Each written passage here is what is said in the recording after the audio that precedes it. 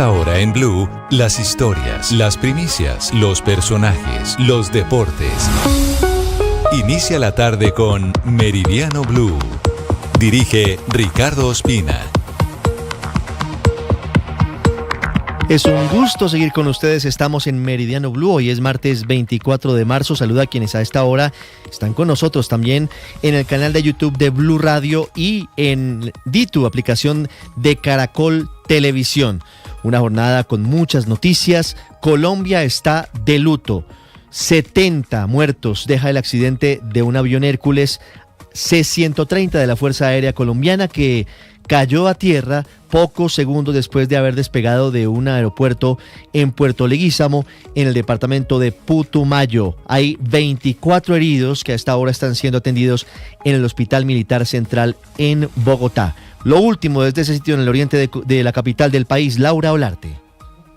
Ricardo, buenas tardes. Así es, justamente nos encontramos en el Hospital Militar Central, en donde han llegado varios familiares de los heridos que dejó este grave accidente en Puerto Leguízamo. Y es que hablamos de que han ingresado 24 pacientes, de los cuales uno de ellos es un rescatista que se encontraba también en la zona. 21 se encuentran hospitalizados en piso, uno lamentablemente se encuentra en la unidad de cuidados intensivos y 2 se encuentran a esta hora en observación en el área de urgencia. Así es que justamente hemos hablado con los familiares e incluso hemos venido hablando con uno de los sobrevivientes y no es una situación que se venga repitiendo desde hace poco, pero los gritos permanecen en ellos, los gritos de auxilio, los gritos de ayuda y por supuesto agradeciéndole a todos los ciudadanos que se encontraban en la zona por la ayuda que le brindaron a cada uno de ellos. Sin embargo, aquí estamos presentes, pendientes a cualquier noticia. Muchos de los familiares llegan a esta hora sin conocer aún el estado actual de sus familiares, pero aquí continuamos pendientes a cada detalle. Muchas gracias, Laura. Regreso con usted en minutos para que nos dé a conocer el testimonio de uno de los sobrevivientes, de un soldado que a esta hora se recupera de las heridas sufridas, que es un verdadero milagro que esté vivo en medio de lo que significa este pavoroso accidente ocurrido en las últimas horas en el sur del país. A propósito del accidente de este avión Hércules de la Fuerza Aérea Colombiana, se pronunció el Procurador General de la Nación, Gregorio El Hash, lo hizo desde Cartagena. Dálida Orozco. Durante la GAT Expo Cartagena, un encuentro internacional de empresas y plataformas de juegos al azar, el Procurador General Gregorio El Hash inició su intervención con un mensaje de solidaridad para las familias de las víctimas del siniestro del avión Hércules de las fuerzas militares.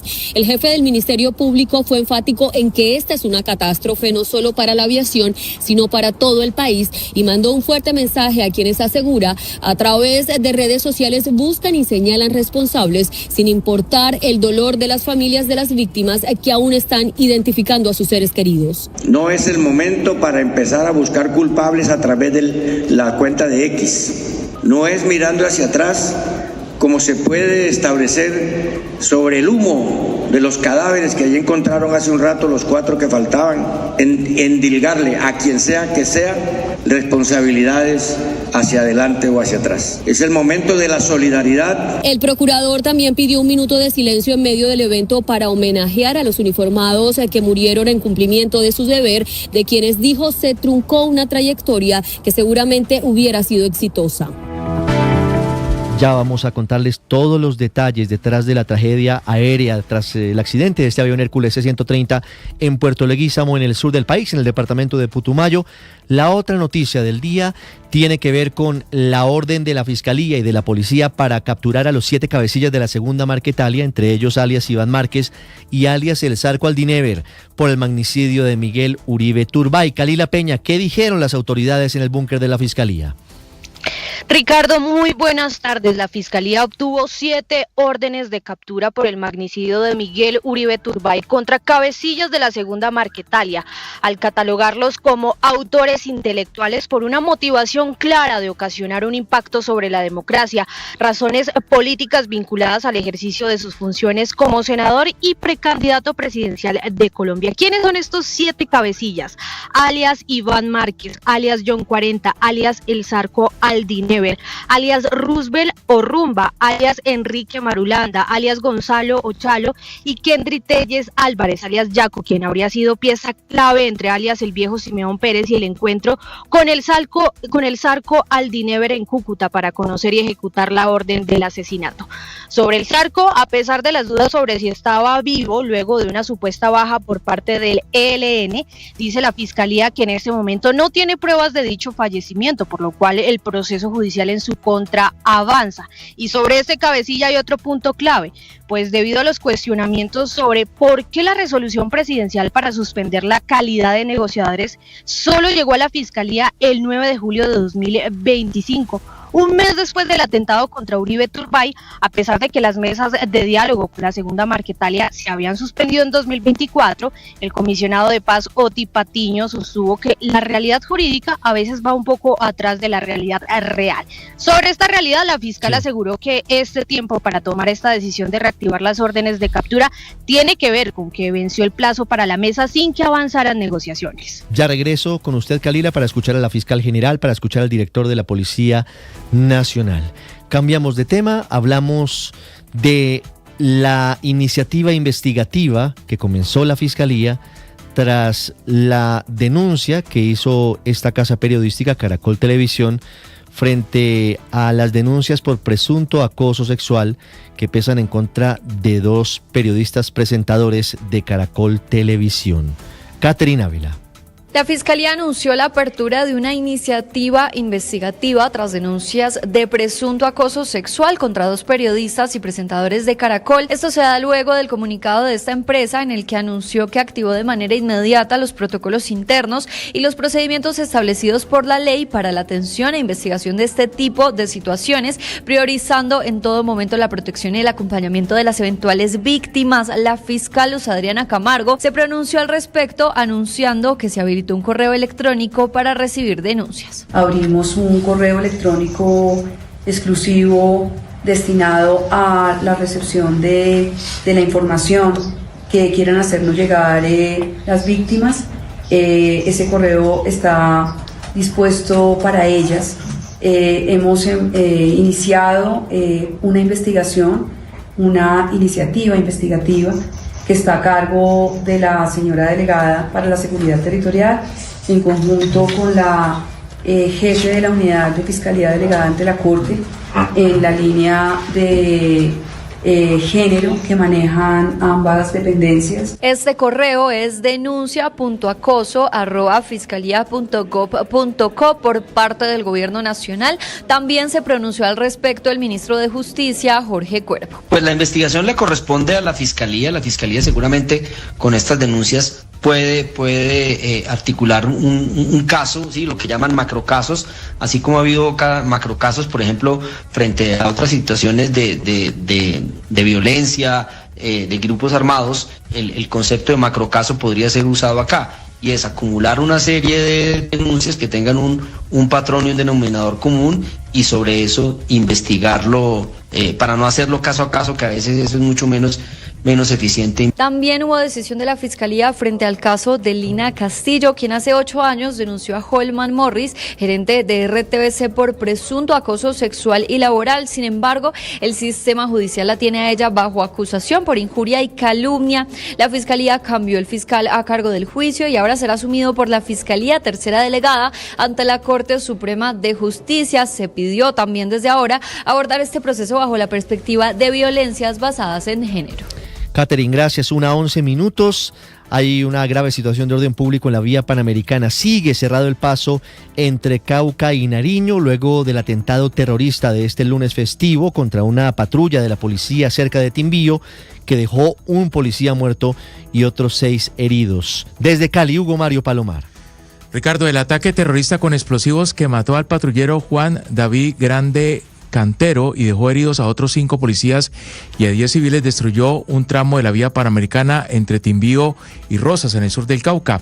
Un gran cráter en el sector de Río de las Piedras impide el paso de vehículos de pasajeros y de carga. Esta mañana no llegaron a Cali los alimentos que se cultivan en el sur del país, que abastecen el 50% del mercado en el departamento del Valle. Jimena Sarmiento, la gerente de la central de Abastos Cabaza, no descarta un incremento en precios de la papa y otros productos. más del 50% de nuestros productos son traídos de la zona de Nariño, de Cauca, de Putumayo, de Caquetá, del Huila, y realmente, digamos, la afectación de la vía panamericana pues afecta el ingreso de carga. Realmente cada vez que hay un problema en la panamericana, pues obviamente nos afecta directamente a los vallecaucanos. Las empresas transportadoras que tienen a sus conductores en camiones estacionados en la vía panamericana advierten sobre costos. Las vías alternas son trochas en pésimo estado que no están soportando esta mañana el desplazamiento de vehículos pesados. Ricardo. Se agrava la situación, entre tanto, en el Bajo Cauca antioqueño y en Córdoba por el paro minero, que ya completa más de una semana. Hay bloqueos en esa zona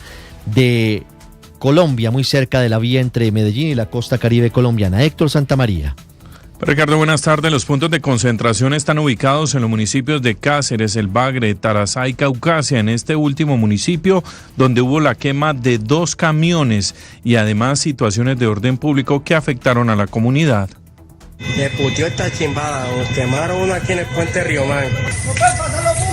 ¿Por qué? ¿Tienen barricada ya? No, pero eso es que llega el ESMAD y quite. Papi, pero hasta donde llegamos tienen barricada y pararon todos los carros de alos. Ricardo, la situación escaló hasta el saqueo de una tienda de Uno, situación que provocó la indignación en el departamento de Antioquia. Hay que recordar que en los municipios de Caucasia, Tarazá y Cáceres hay toque de queda y ley seca, y esta tarde se espera una gran movilización que saldrá desde el sector El Coliseo de Caucasia hasta Puerto Libertador en Córdoba, por lo que también habrá congestión específicamente en esa comunicación de Medellín a Cartagena. Ricardo. Avanza, entre tanto, la Junta Directiva de Ecopetrol, que quedó suspendida la semana pasada, definiendo el futuro del presidente de la compañía, Ricardo Roa. Todo apunta a que no pasaría nada con Ricardo Roa, se mantendría en ese cargo a pesar de las imputaciones de cargos en su contra por presunto tráfico de influencias y por presuntas irregularidades en la financiación de la campaña de Gustavo Petro en el 2022.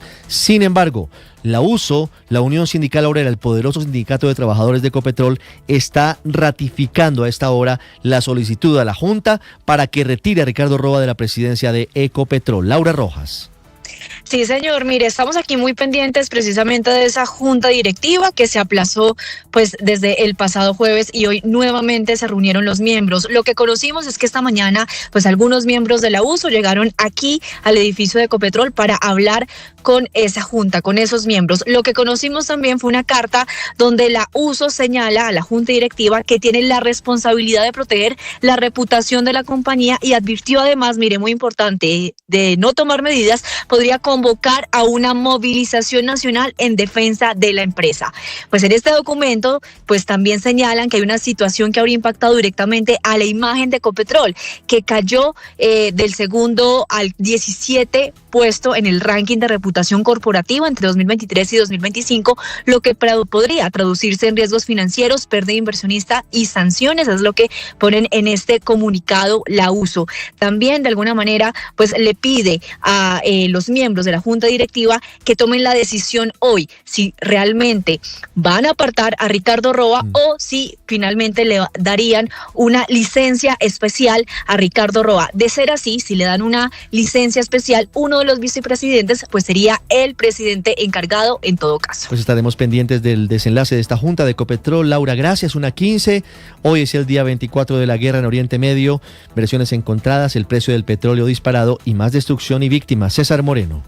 Buenas tardes. El precio del barril de petróleo Brent ha vuelto a superar hoy los $100 mientras siguen las hostilidades en Oriente Medio, pese a que ayer el presidente Donald Trump anunció que suspenderá durante 5 días los ataques contra infraestructuras energéticas de Irán. Pero acá vienen las versiones encontradas. Trump también dijo que Estados Unidos estaba manteniendo conversaciones productivas con Teherán, algo que la República Islámica ha negado. A pesar de este anuncio de Trump, Irán aseguró que 2 proyectiles de la coalición entre Israel y Estados Unidos impactaron contra un gasoducto de Yoramashar y contra edificios administrativos de una estación gasística en Isfahán, mientras que Irán respondió con una oleada de misiles contra Israel. La Guardia Revolucionaria de Irán ha amenazado al ejército israelí con que sus tropas en el norte y la franja de Gaza serán objetivo de ataques sin ningún límite si las fuerzas israelíes siguen golpeando a civiles en los territorios palestinos y en Líbano. De hecho, un misil balístico iraní impactó en un barrio residencial de Tel Aviv y causó heridas a 4 personas. Frente a estos ataques indiscriminados, indiscriminados, Jerusalén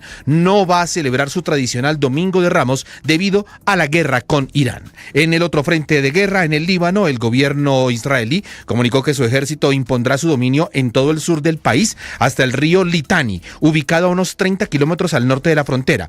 Esta es prácticamente una invasión terrestre. 17 minutos. ¿Qué tenemos en deportes en el Abrebocas, don Octavio? Semana de partidos amistosos de las selecciones que van rumbo al Mundial de Norteamérica, de Estados Unidos, de México y de Canadá. Exactamente, Richie, con las buenas tardes y el saludo para todos. También semana de partidos de repechaje, también semana de partidos de equipos que están ilusionados por clasificarse a la Copa del Mundo.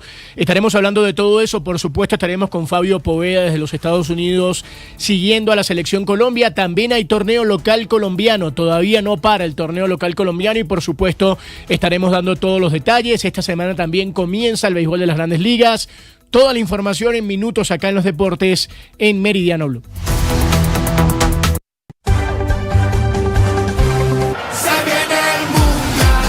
Faltan 79 días para la Copa del Mundo.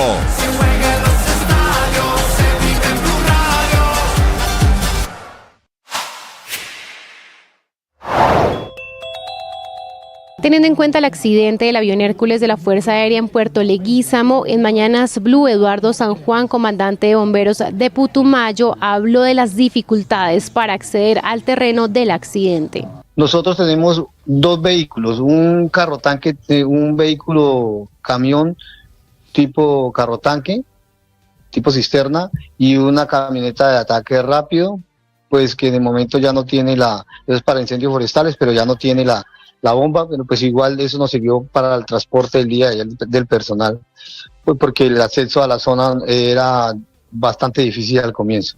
Eso le iba a preguntar, si tienen dos carros de bomberos, ¿por qué en las imágenes se los ve a sus compañeros bomberos llegando corriendo? Porque hasta cierta parte llegaba los vehículos inicialmente. No se podía llegar, no sabíamos exactamente tampoco por dónde era el sitio de llegarle exactamente al que usted debe saber a esta hora en Meridiano Blue. Seguimos hablando de la tragedia que hoy enluta Colombia, el accidente de un avión Hércules C-130 de la Fuerza Aérea Colombiana. El saldo definitivo de esta tragedia es de 70 personas muertas, la mayoría de ellos integrantes de nuestras fuerzas militares. Stephanie Valencia está en el lugar del siniestro. Stephanie, buenas tardes.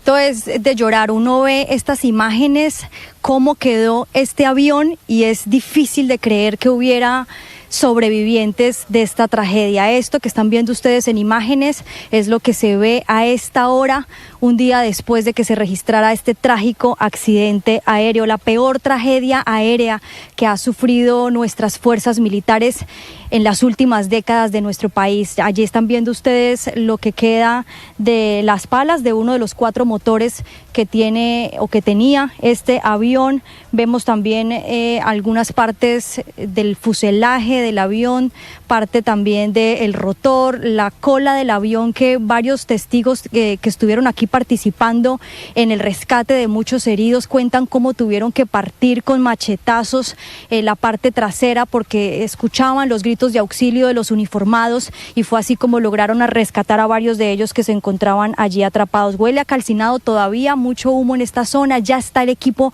investigador aquí en el punto recopilando todas las pruebas, policía judicial, para poder recopilar todo ese material probatorio que va a contribuir a esa investigación que busca de alguna manera no dejar impune este accidente aéreo y que las familias puedan saber por qué ocurrió este trágico accidente aéreo. A esta hora se concentra también las labores de búsqueda en el tren de aterrizaje, porque lo que nos dicen es que ese uniformado del Ejército Nacional que continúa desaparecido Su cuerpo al parecer está allí atrapado en el tren de fuselaje, es por eso que ya se ha dispuesto también de maquinaria amarilla para poder empezar a remover las partes más pesadas del avión y poder hacer la recuperación de este último cuerpo para completar en total 70 muertos, 70 militares que perdieron la vida, varios de ellos que llegaban a relevar las tropas para las operaciones militares en la región, pero muchos otros que, según dicen las fuerzas militares,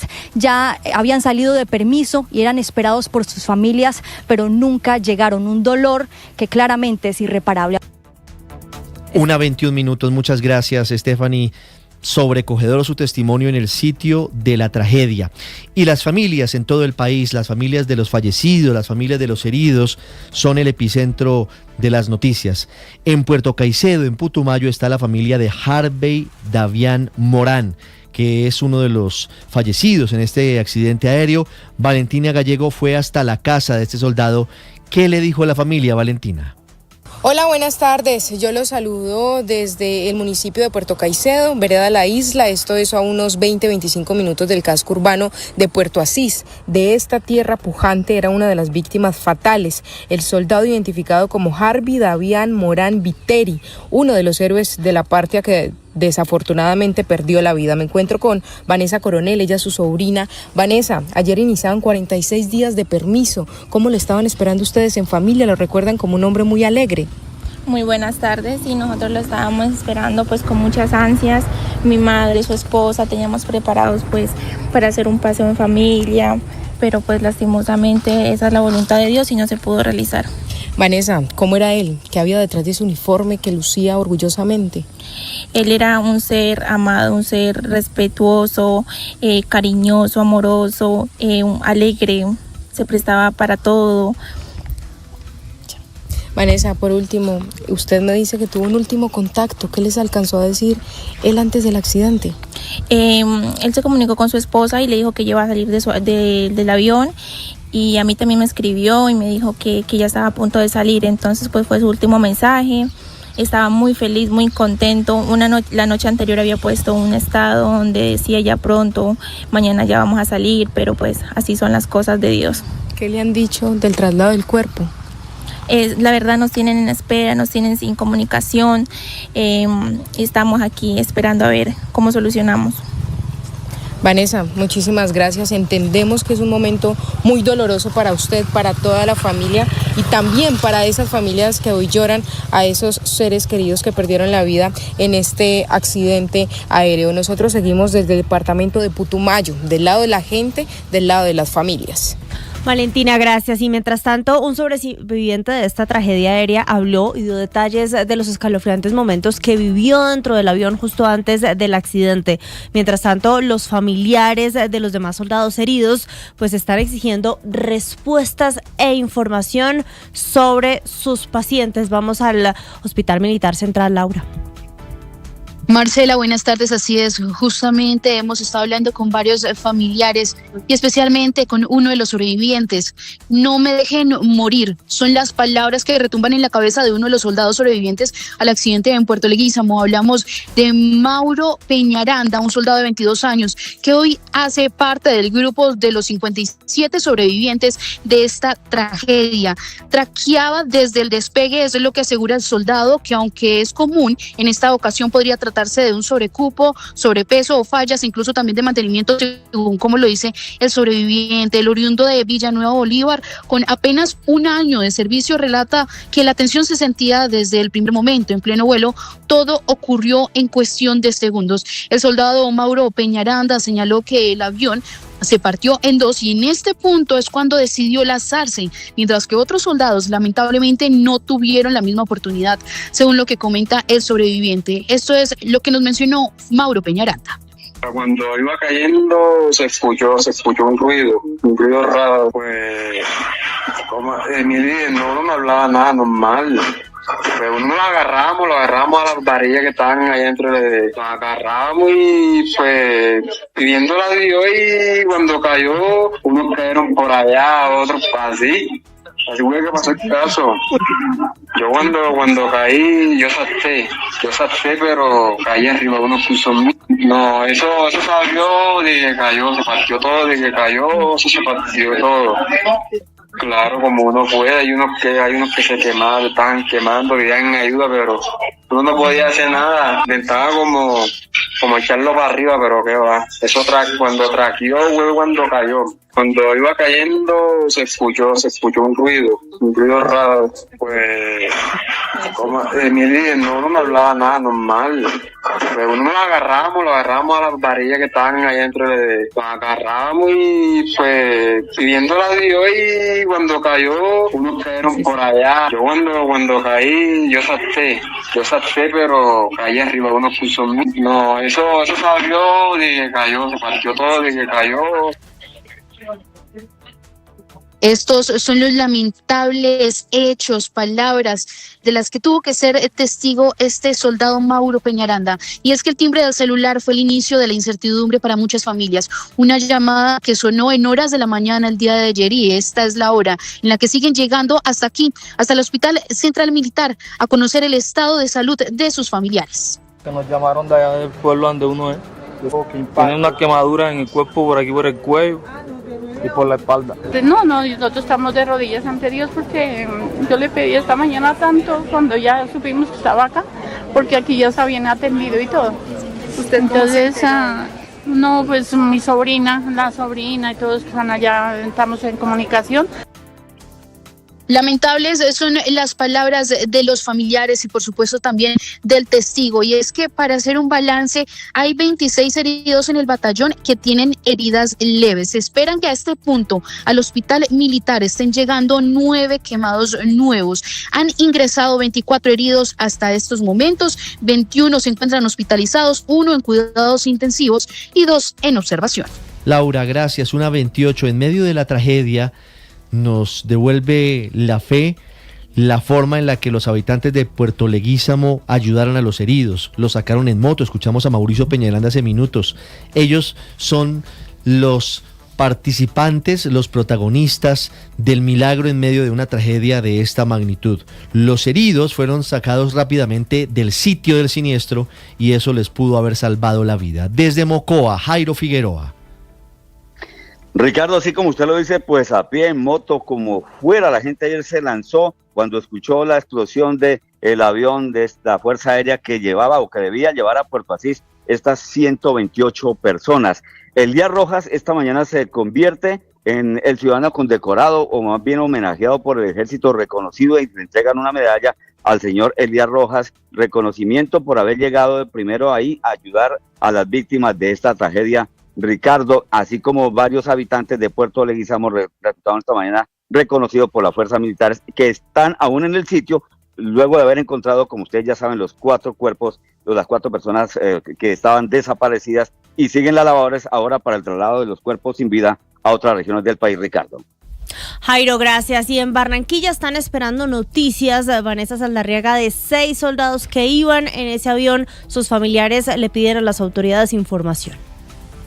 Sí, en general, Marcela, en la región Caribe hay luto por lo que está pasando con las fuerzas militares. Le cuento que, por ejemplo, Jainer Navarro, procedente de Aguachica, Carlos Elías de la Cruz, oriundo de Río Frío, Magdalena, Junior Pertús de Aracataca y Dubán Varela de Pueblo Viejo, Magdalena, son 4 víctimas de esta tragedia procedentes de nuestra región Caribe. Pero también está la preocupación de al menos 6 familias que no tienen nada sobre el paradero de sus soldados. Entre estos se encuentra la de Rafael Santos Guerra Almeida, un soldado bolivarense que lleva 2 años prestando servicio, quien al momento del siniestro estaba en la parte posterior del avión. Sus familiares hacen un llamado desde Bolívar al ejército para que les den más datos sobre este. Yo soy la mamá de joven Rafael Santos Guerra Almeida. Queremos saber el paradero de él.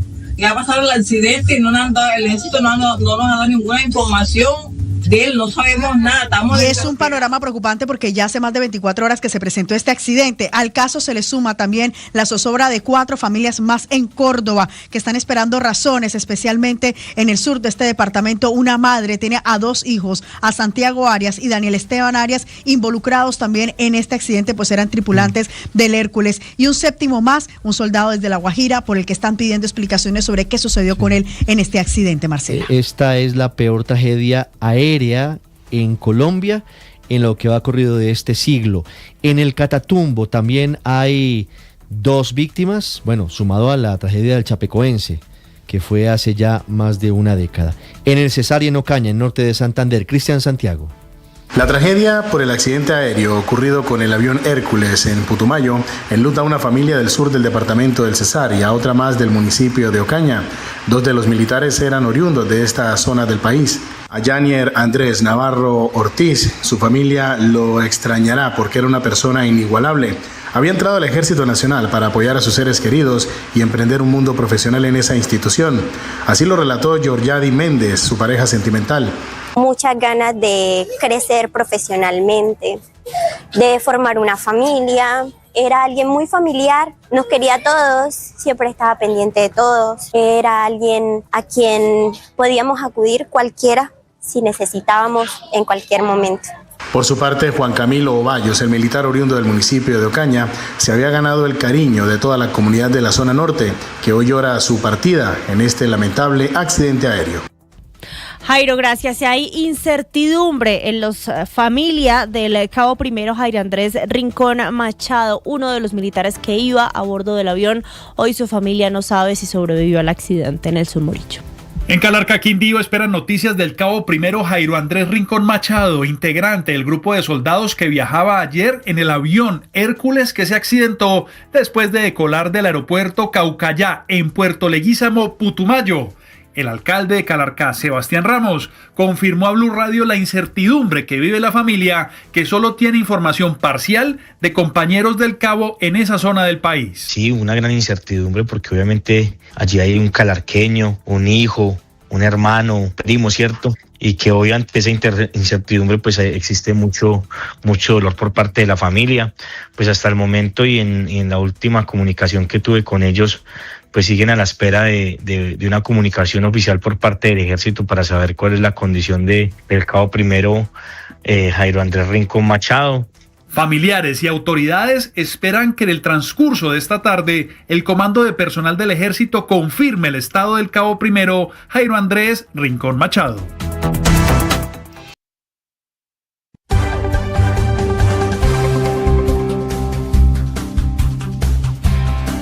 Una de la tarde, 33 minutos. Se viene el Mundial. Faltan 79 días para la Copa del Mundo. Se juega en los estadios, se vive en Blue Radio.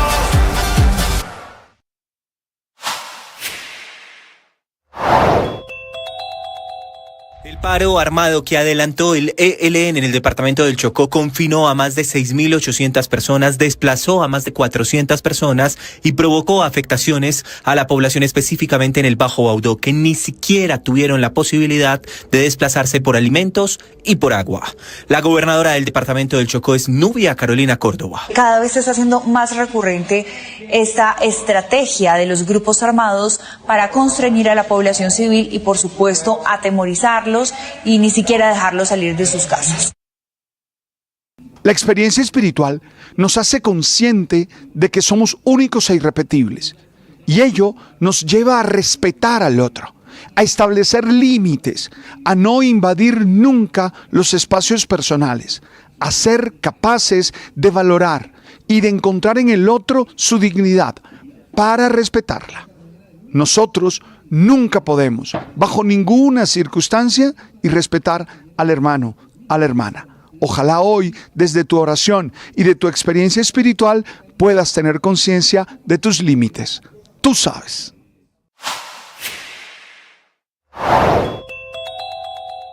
¿Por qué alias El Zarco Aldinever tenía levantada la orden de captura a petición del gobierno en el momento del asesinato de Miguel Uribe Turbay?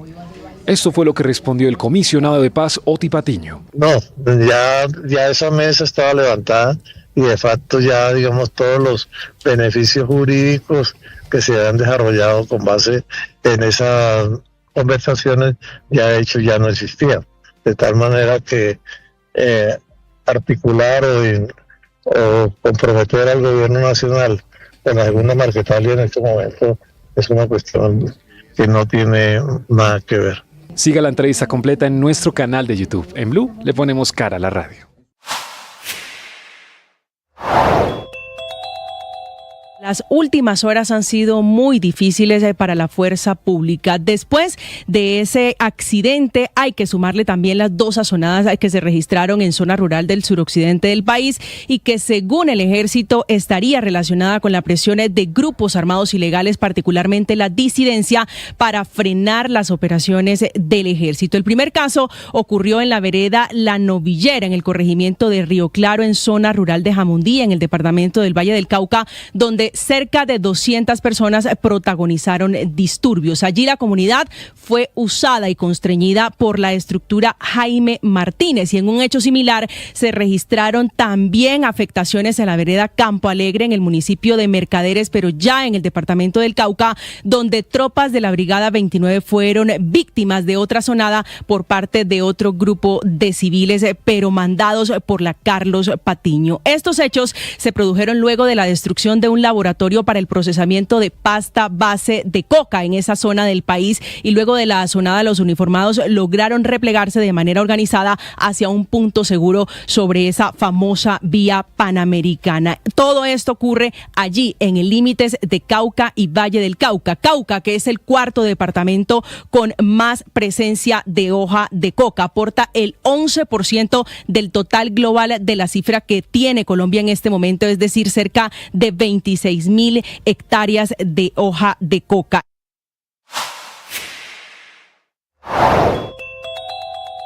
La confesión ante la justicia de Simeón Pérez, alias El Viejo, acusando a alias El Zarco Aldinever, uno de los máximos cabecillas de la segunda Marquetalia, disidencia de las FARC, creada en Venezuela por alias Iván Márquez, luego de traicionar el acuerdo de paz de La Habana, abre una serie de interrogantes que deben ser respondidos por el gobierno nacional.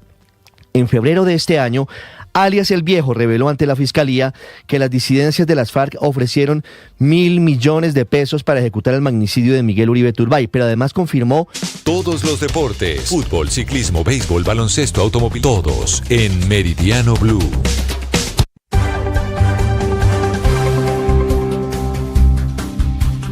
Bueno, y en medio de esta semana que estará llena de partidos de selecciones, que habrá selecciones como la de Colombia que va a jugar partidos amistosos, pero también, por ejemplo, equipos como Bolivia que va a jugar el repechaje, Italia que va a jugar el repechaje hacia la Copa del Mundo. El torneo local colombiano no se detiene. Hoy a partir de las 3:30 de la tarde y por el canal de YouTube de Blue Radio estaremos con la transmisión del partido entre el Pereira y el Cúcuta Deportivo.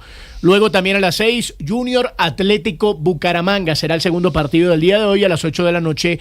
Fortaleza frente al Deportivo Pasto. Pero recuerden, esos 2 primeros partidos, el Pereira-Cúcuta Deportivo, que es clave en función de la pelea por los últimos lugares de la tabla de posiciones, estará en nuestro canal de YouTube, y también el duelo entre Junior y Atlético Bucaramanga, todos con el equipo que lidera Juan Pablo Tibaquira Celis y que estaremos transmitiendo para ustedes a partir de las 3:30 de la tarde y a partir de las 6 entre el Junior y el Bucaramanga. Así que fútbol colombiano, torneo apertura, los 3 partidos el día de hoy, Richie, también en función de mañana que va a jugar el América de Cali, por supuesto también con transmisión de nuestro equipo. Así que, Juan Pablo, por favor. Muy bien, muchas gracias, 1:39 minutos, le valgo la cuña. Vámonos para Estados Unidos, ¿le parece? Perfecto. Ahí está don Fabio Poveda al lado de la selección Colombia. Vienen 2 amistosos esta semana, el jueves contra Croacia y el domingo contra la encopetada Francia, la Francia de Mbappé. Fabito, ¿cómo se prepara la selección Colombia?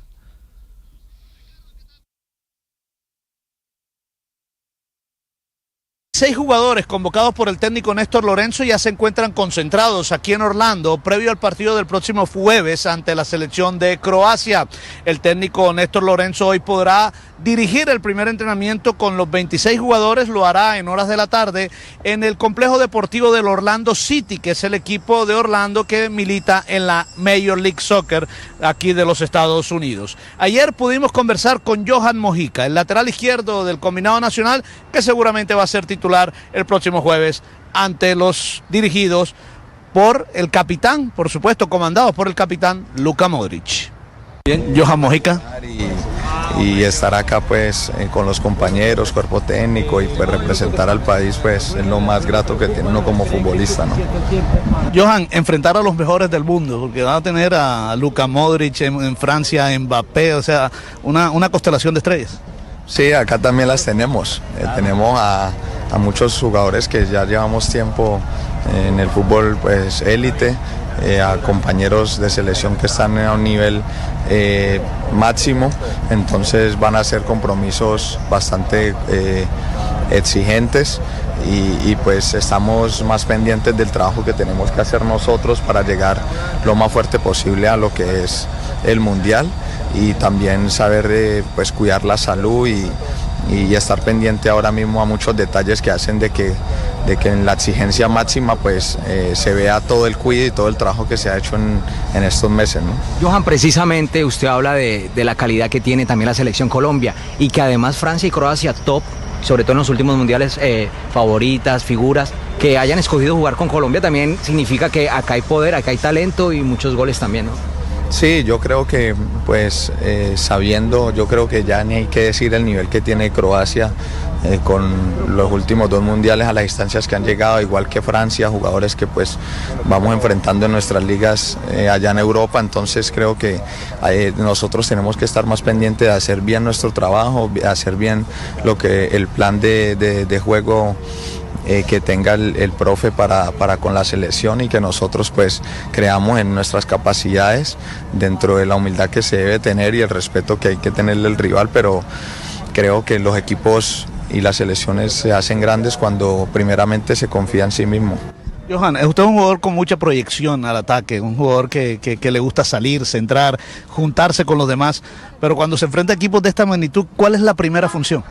No, como lateral, hablando pues por mi posición, lo primero es defender y luego va el crear juego y a partir de ahí hacer lo que dices tú, ¿no? Proyectarnos y asistir a los compañeros y darle seguridad al equipo, creo que es lo primordial y más con jugadores tan desequilibrantes como lo tiene Croacia y Francia, ¿no? Creo que ahí hay que tener muchas ayudas en la parte defensiva y darle esa solidez al equipo que hace que luego en el ataque pues podamos ser nosotros. Ricardo, mañana será la acostumbrada rueda de prensa con el técnico Néstor Lorenzo, seguramente va a estar también un jugador, lo hará previo al entrenamiento, el último que se realice antes del partido del próximo jueves. Una vez terminado el compromiso, la selección viajará hacia Washington, donde el próximo domingo enfrentará a la selección de Francia.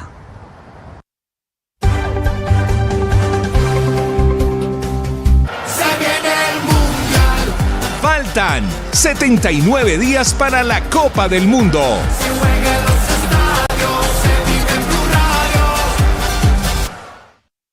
Hola amigos, un saludo a todos. Los invitamos para que este próximo 26 de marzo disfruten del partido de nuestra selección colombiana frente a Croacia, partido de preparación. Además, porque lo van a poder tener en la comodidad del canal de YouTube. Así que no lo podemos perder. El próximo 26 de marzo se refuerza nuestra selección colombiana.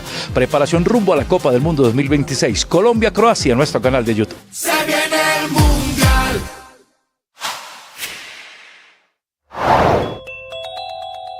La situación es trágica en Putumayo, de lo cual no dice mucho el presidente Gustavo Petro. No solo no hay bomberos, no hay capacidades para atender un accidente de este tamaño, sino que el alcalde de Puerto Leguízamo anticipa que podrían tener un apagón porque tampoco, y para completar el panorama, hay combustible para surtir las plantas que generan energía. No han podido llevar el combustible por los bajos niveles del río Putumayo. Las fuerzas militares abrieron una investigación de este, que es el accidente número 12 de los últimos 43 meses de aviones militares de la Fuerza Militar de Colombia.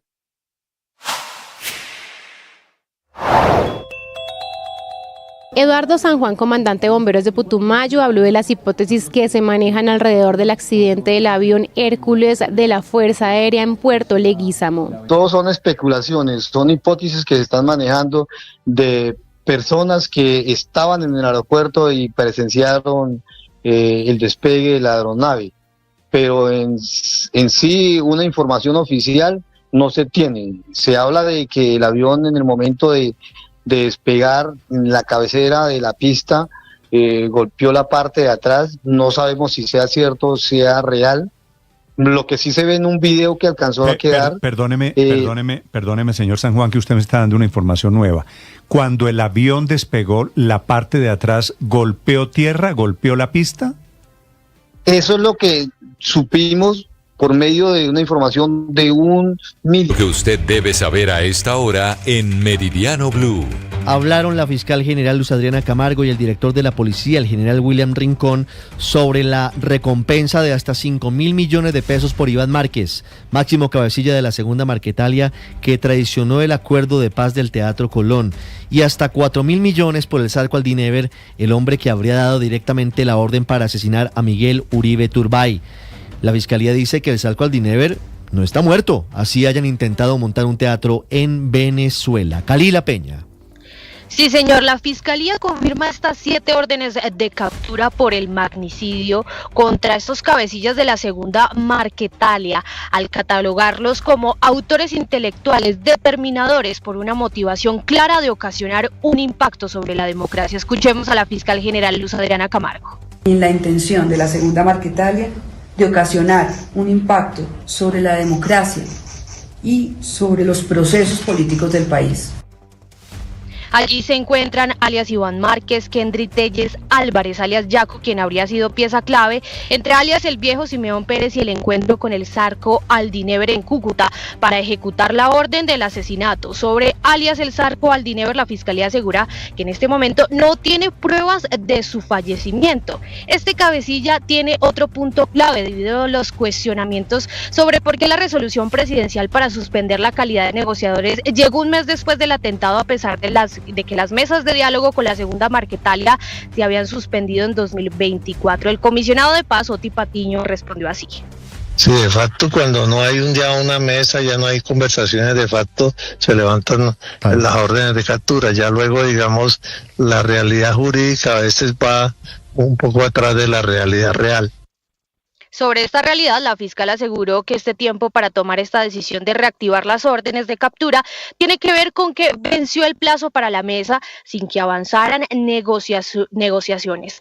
Por ahora, con estas nuevas órdenes de captura, las autoridades ofrecen hasta 5.000 millones de pesos. Habla el director de la Policía General, William Rincón. Luciano Marín Arango, alias Iván Márquez. Ofrecemos hasta 5.000 millones de pesos por su captura. 2. Jenner García Molina, alias John 40. Ofrecemos hasta 4.000 millones de pesos por su captura. Escuchábamos al general William Rincón, y es que la Fiscalía sigue activa la línea de investigación por las presuntas omisiones en el esquema de protección del precandidato presidencial, por lo cual realizarán un interrogatorio al director de la UNP, Augusto Rodríguez. Esto dijo la fiscal. Estamos en este momento con una solicitud que ha hecho la defensa del director de la UNP, del señor Augusto Rodríguez, que es que se ha escuchado en interrogatorio, y estamos en un proceso de evaluación del tema. Esta indagación también se adelanta contra quienes integraban el esquema de seguridad del precandidato. En Meridiano Blue, el rollazo político con Andrés Carmona. Rollazo político que hoy es el debate presidencial, el tema central, la desigualdad. Don Andrés Carmona, ¿de qué hablaron los candidatos presidenciales hoy en el debate organizado por El Espectador y la Universidad de los Andes? Marcela, muy buenas tardes. Así es, un tema clave, cómo combatir o cómo enfrentar la desigualdad en diferentes ámbitos, la desigualdad en brechas de género, la salud, medidas tributarias, reducción de la pobreza. Fueron invitados todos los candidatos presidenciales. A la cita llegaron Roy Barreras, Claudia López y Luis Gilberto Murillo en forma presencial, y la candidata de la Gran Consulta, Paloma Valencia, respondió a las preguntas de los expertos a través de videos. Si le parece, escuchemos cada uno de los aportes de los candidatos. En el caso de Roy Barreras, un enfoque claro: la reforma agraria debe avanzar en temas de reducción de la desigualdad. Escuchemos. La reforma agraria implica, por supuesto, grabar la tierra, pero el 50% de la tierra del campesino que la tiene, porque hay un poco que la tienen, no tiene título de propiedad. Si no la titulamos o aprobamos la jurisdicción agraria, no puede acceder al crédito, tampoco paga impuestos. Ahí se pierden 28 billones de pesos al año, pero además se pierde la oportunidad de un desarrollo agroindustrial eficaz.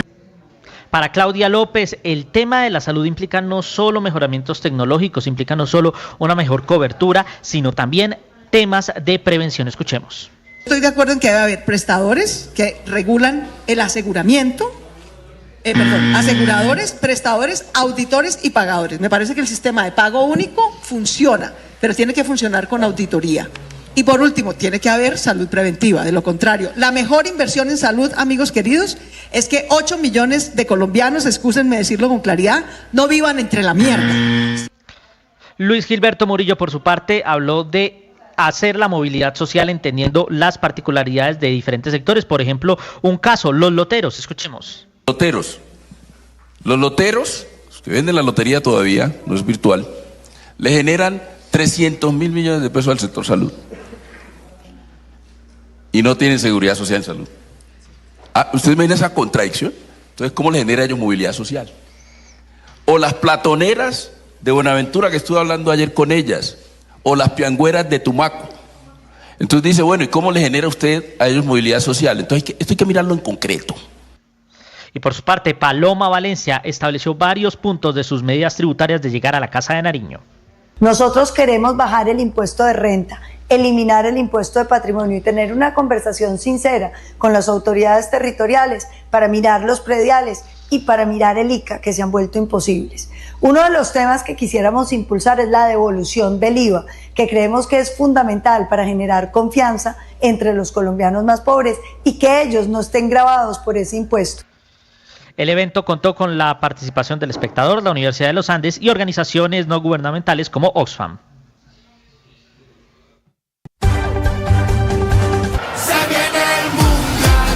Faltan 79 días para la Copa del Mundo.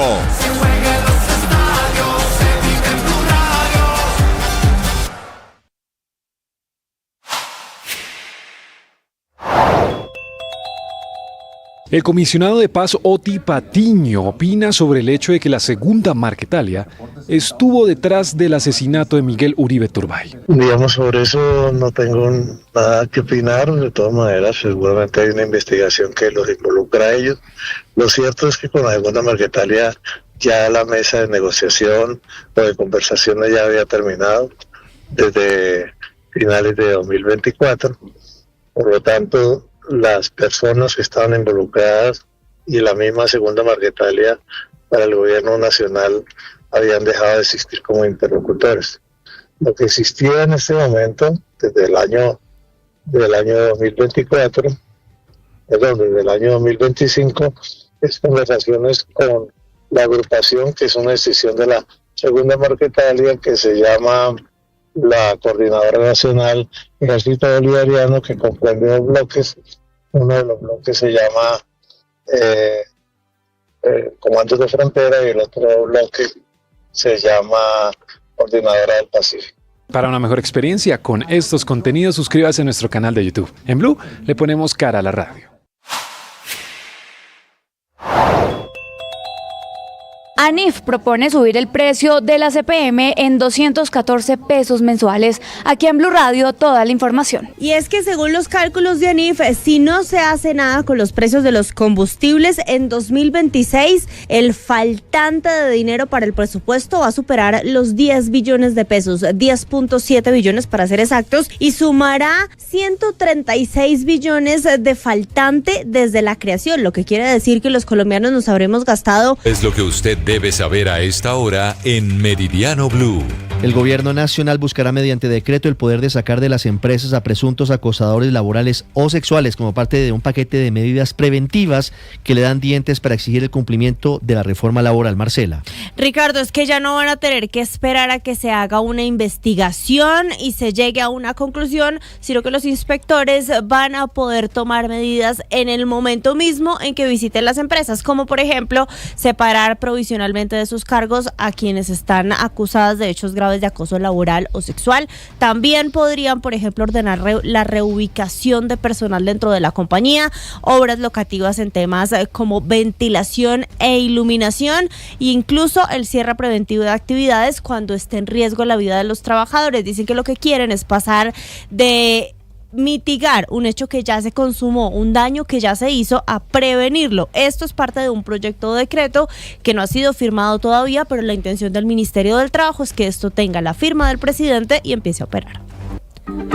En Meridiano Blue, una historia. Una historia terrible en el barrio Las Atalayas en Bosa. Un hombre mató a su esposa y a sus hijastras. Juanita Troncoso. En la mañana del martes se registró un nuevo caso de homicidio ocurrido en la localidad de Bosa. Un hombre le quitó la vida a su pareja y a sus dos hijastras en una vivienda en el barrio Atalayas, donde ya avanzan las labores judiciales y de investigación para esclarecer lo sucedido. Sobre el hecho habló el general Giovanni Cristancho Zambrano, comandante de la Policía Metropolitana. Con profundo dolor informamos sobre un trágico hecho que ha impactado a una familia en la localidad de Bosa. La llamada de la línea 123 realizada por un familiar de las víctimas alertó a los informados, quienes acudieron esta mañana a una residencia ubicada en el barrio Atalayas de la localidad de Bosa, y con apoyo del Cuerpo Oficial de Bomberos ingresaron al inmueble, hallando los cuerpos sin vida de una mujer de 42 años y sus dos hijas de 20 y 17 años. Asimismo, el victimario, pareja y padrastro de las víctimas, quien se encontraba en el lugar de los hechos, inmediatamente fue capturado, remitido a centro médico por aparente intento de envenenamiento. Una vez el capturado reciba atención médica, será puesto a disposición de la Fiscalía General de la Nación.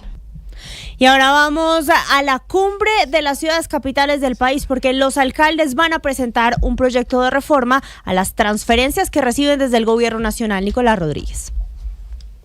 Esta modificación al sistema general de participación, según lo que dice el alcalde de Bogotá, Carlos Fernando Galán, y presidente de Asocapitales, es que lo hacen además porque se han quitado algunos fondos para cubrir otras obligaciones, en principio como la seguridad. Y asimismo el alcalde de Medellín, Federico Gutiérrez, asegura que sin esa transferencia del gobierno nacional le ha ido mejor a su municipio y a su ciudad.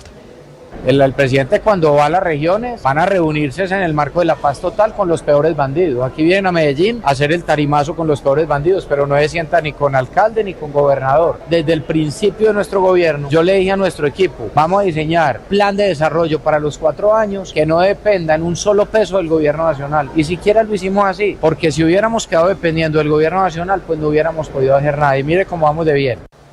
Marcela, y es que con esta modificación pretenden los alcaldes que se haga un 70-30, es decir, el 70% de los recursos para la nación y el 30% para las ciudades, ya que según lo dijeron varios alcaldes, actualmente es del 92% para la nación y el 8% para las ciudades.